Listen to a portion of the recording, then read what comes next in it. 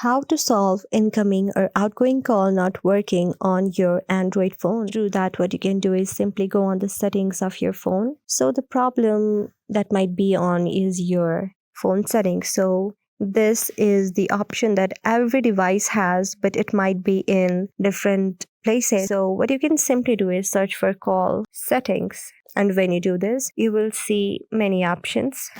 And among this option, you can see carrier call settings. When I tap on this option, I will see the option of call bearing. You can also see this option on your phone. So after I tap on this option, it is now being loaded on my phone. It takes time on your phone to load all the options. So it is reading my phone. The call bearing options has other many options such as all outgoing calls, incoming calls. So it is just reading all the informations right now. After the processing of this is done, you will be able to see a screen like this.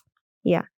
So I don't have any problem in my call because all of my incoming and outgoing calls are enabled. But if I disable all the outgoing calls, then I cannot call anyone on my phone. But I cancel it because I don't want that to happen. So this might be your problem if you cannot call anybody from your Android phone. So yes, I hope this video helped you. If you liked our video, please do subscribe to our channel. Thank you.